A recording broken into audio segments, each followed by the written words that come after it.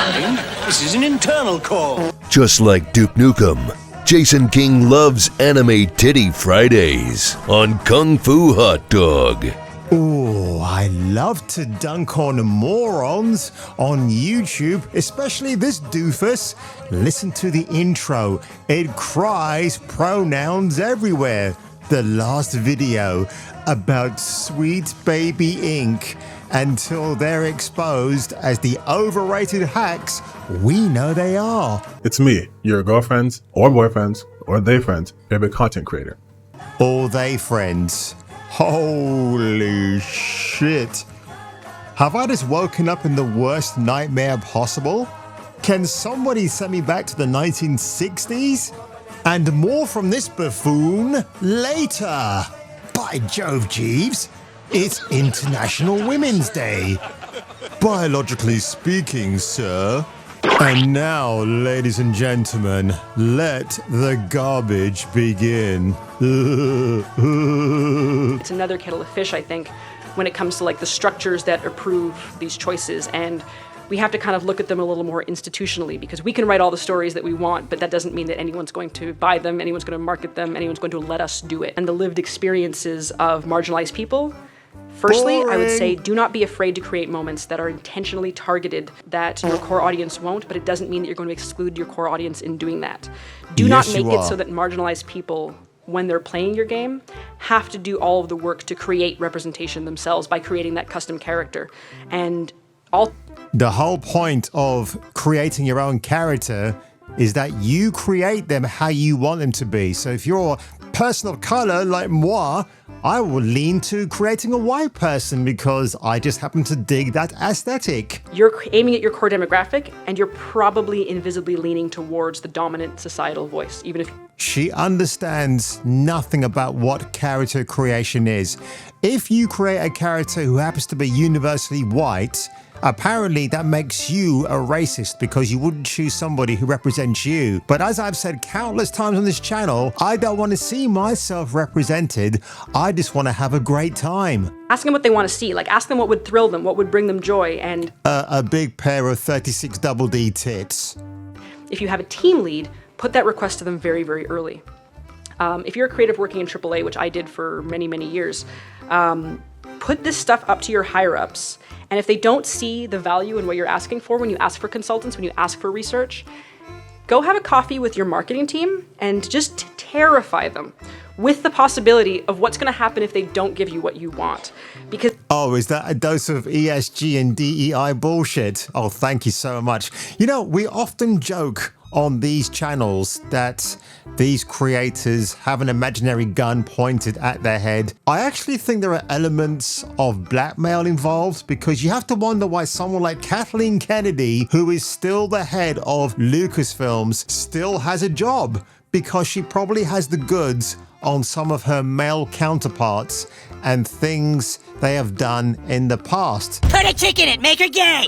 This is an awful excuse for people of color who have no talent to back it up, and this is their gateway into infiltrating either the video games industry, film, television, comic books. I mean, Sana Amanat, who gave us Ms. Marvel based on herself. I mean, how's that going so far, Sana? Not very well, is it? So all this AAA build connections with marketing to express the value of inclusion, it's just absolute bullshit. Again, look at the back catalogue of video games you have in your collection. Why did you buy them? Because something about those games appealed to you in the first instance. Breasts. The best thing ever given to us by the Almighty himself. Honestly, in the good old days of the spy game, when you had to get the truth out of somebody, you just inject them with a little sodium pentothal. But if I were kidnapped and they gave me a big, busty, biological woman to sit on my knees and rub her boobies in my face, I would give everything up in about 5 minutes. Yes, I'm weak. I'm susceptible. Boobies are my kryptonite. And you know what, folks? I wouldn't have it any other way. Control yourselves, gentlemen. Please restrain all urges. Oh, okay then. I suppose we can do it one last time. If you're tired, you should go to sleep with...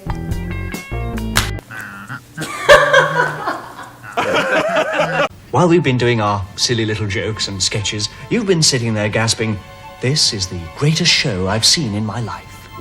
Her voice may be almost as important to gamers as Lara's double pistols, curves and skimpy shorts. Kung Fu Hot Dog. Is a Kung Fu renegade cop. Now he must defeat the most evil Kung Fu master in the world. For a modern gaming audience. Get ready for a new world of unspeakable adventures. I said, "Mummy, I like the way the lady runs." Get ready for a new world of unspeakable adventures, never before shown in a motion picture. Get ready for Kung Fu Hot Dog. No retreat, no surrender.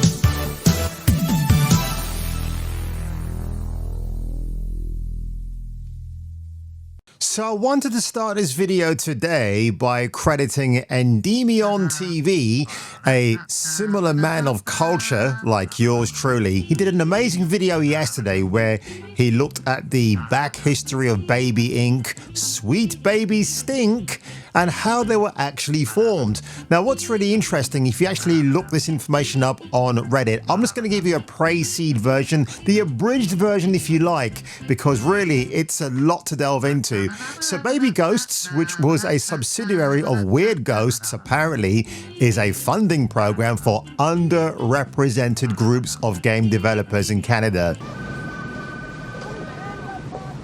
Because you're black.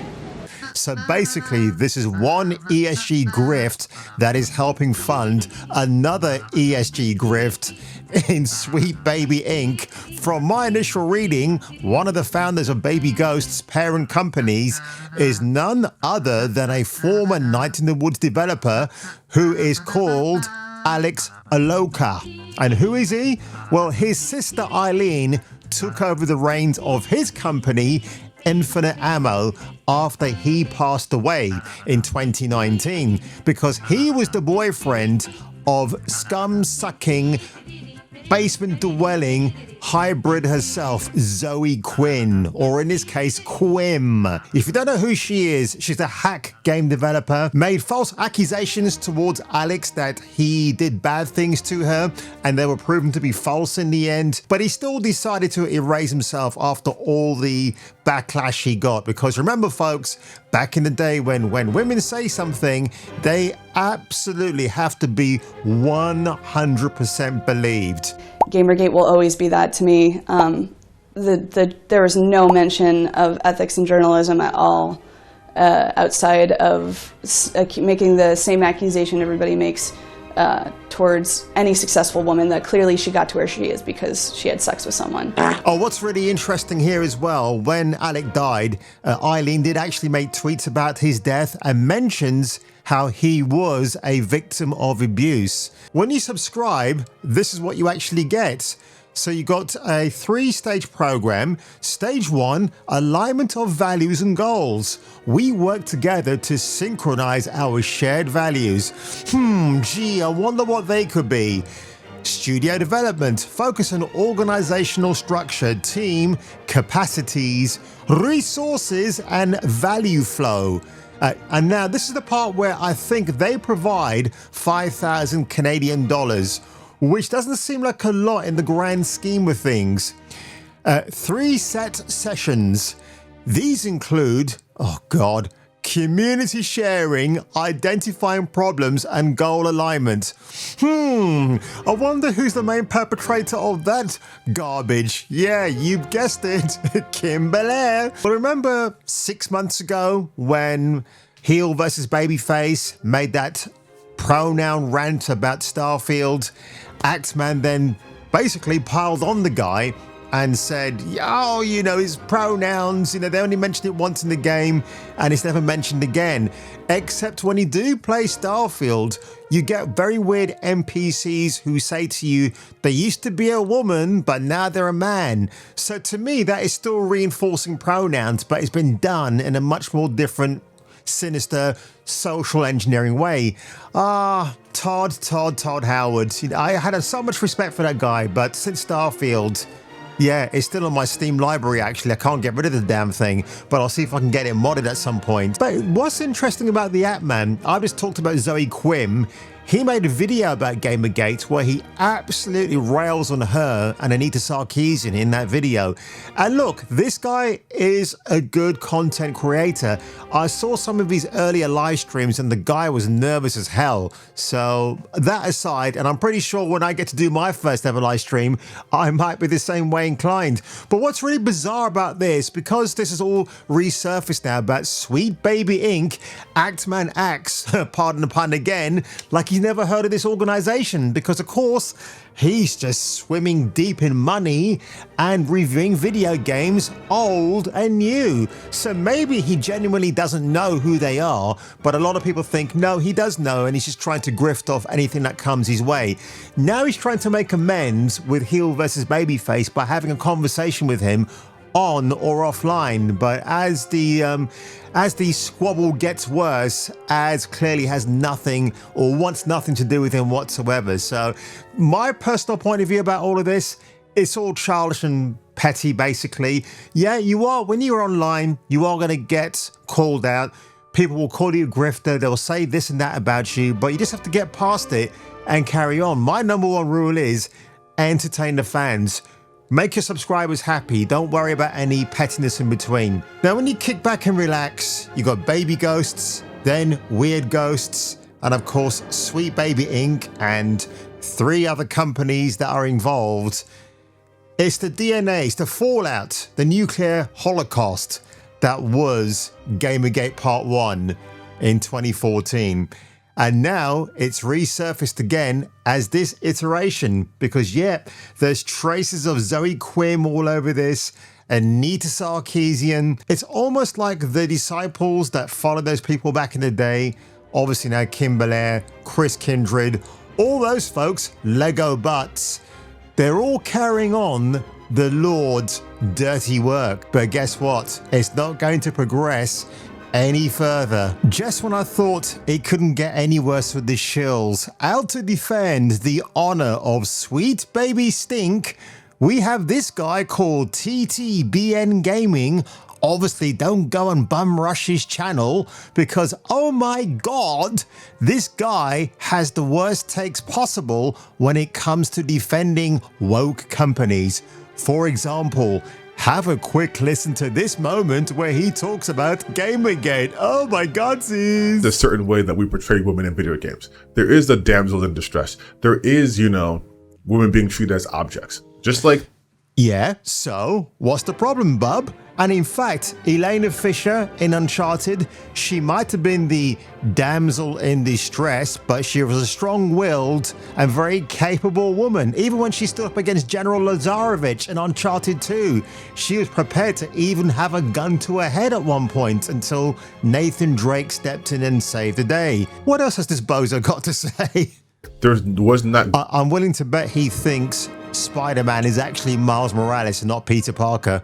Great representation for black people in video games, and it's still not super great, and the reception still isn't super great.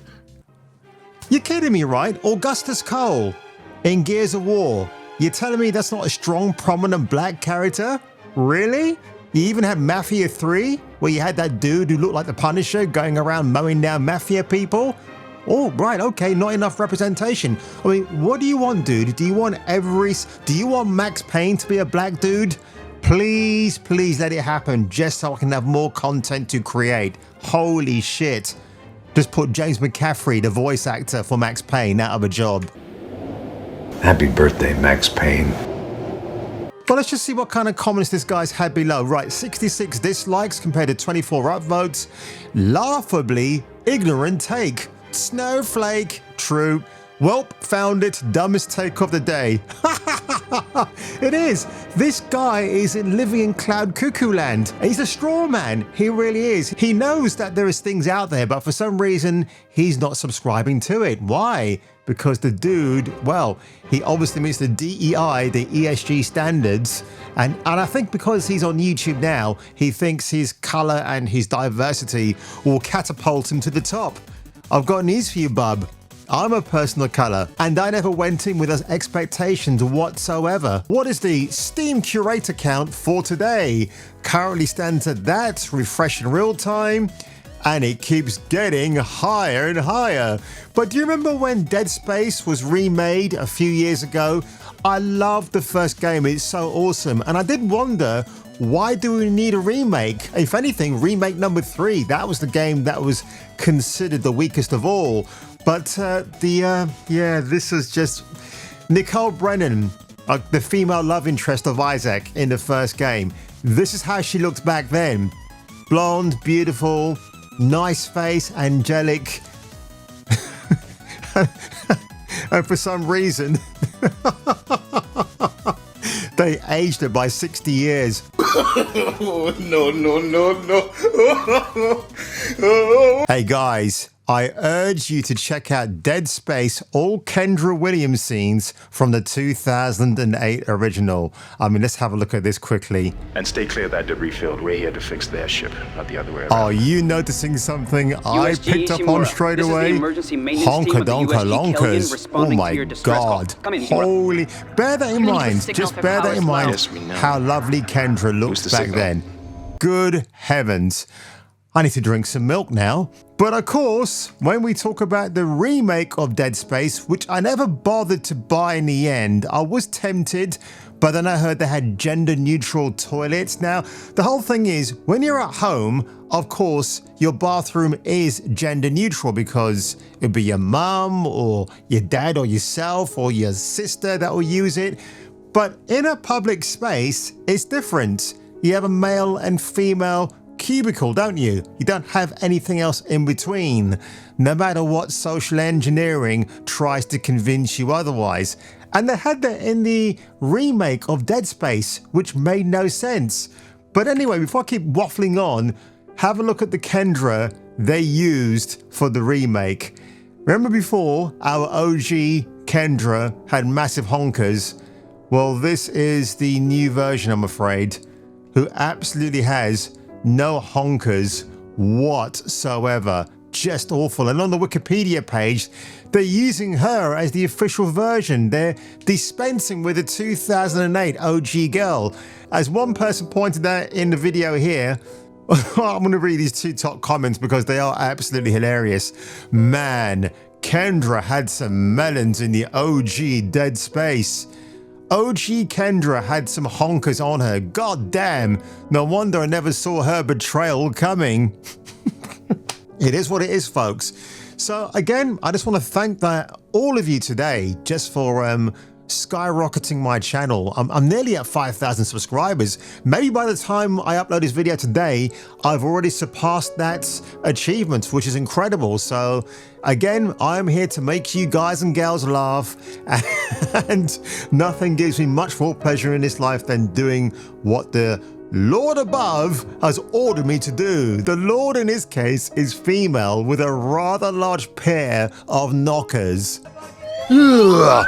This video is brought to you today by Miss Hayley Atwell's breasts, which defy gravity, the universe, and mankind as we know it. And if I were you, and if you were me, and maybe, yes, I'll check you out on the next video.